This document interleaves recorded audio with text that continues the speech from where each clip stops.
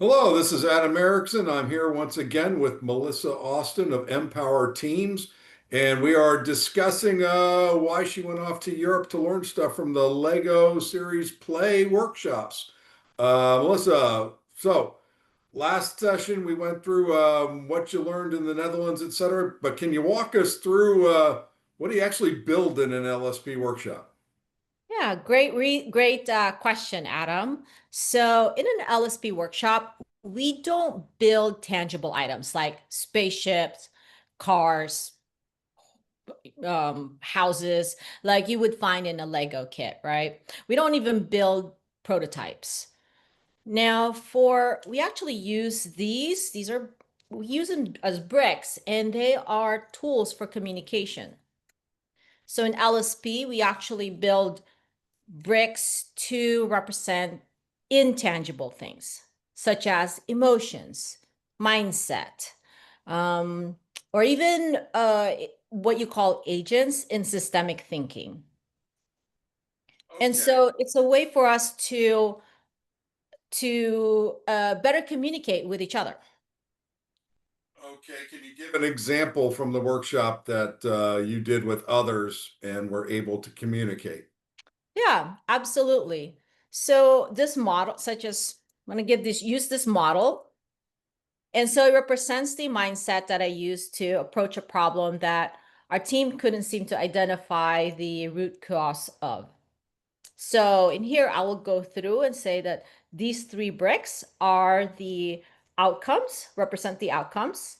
And then these is my team members. And if you could see, I don't know if you could really see their faces, but they're not even looking at the same direction. So they're completely misaligned with each other.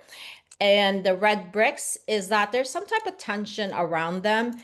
And if you could see here, this one person can't even see all the outcomes. The other two seems to be pretty clear what the outcomes are. So each brick is given a meaning. Okay, and so how would others translate this into the real world? Or is this LSP design that you're taking bricks back to the office, or is this merely an example of how to think in terms of the smallest components to be able to explain ideas and see who's on the same page? Yeah, so, Adam, I want to ask you something, right? Now that we see this model, do you have a better idea what my thought process could be as I had described it, considering there's a physical reference? Personally, no. You twist some heads to get everyone on the same page. Explain it to me as if I didn't attend the workshop. Okay, so basically, if somebody it gives you a physical reference, and I'm talking about this, then they're able to better retain it, understand you better because you're actually pointing and there's a visual representation for you. So usually if somebody's talking and they're telling me about it, I'll be able to better remember it, and I'll also be more motivated to engage with it, to ask them, okay, well, what is, I wonder what could be this red thing, maybe we could deep dive into what that undercurrent is um, occurring between the three team members. Okay, so I get that it's both a physical and a visual medium that's meant to be absorbed. Is Mhm. there a group size that this type of activity when you take it back to your clients for Empower Teams? Is there a group size that is optimal, a group size that's too large for this type of experiential learning? Yeah, absolutely. Usually, the perfect size is about 8 to 12 people. And then if you go beyond that, then we'll split teams and we'll have two facilitators. And you could Okay. usually use this. So imagine if the team is at a standstill and they decide to ask for help and then use LSP and end the standoff between each other, right? So now each can share their thought process about looking at the problem. And this tool really creates more empathy and understanding for the speaker, for to understand the speaker's point of view.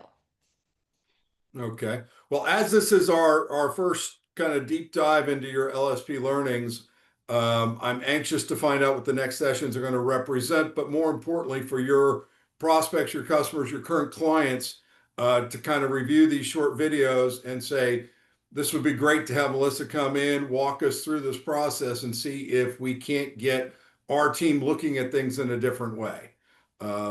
So I think that's always an exciting thing, especially within group dynamics between genders, ages, different experiences, those type of things.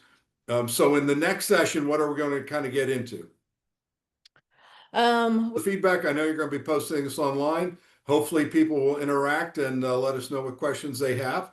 And I guess I'll speak to you in a few days, not knowing where you're at in the world today. Last time you were in medieval France. Where are we today with this We are fancy artwork behind us?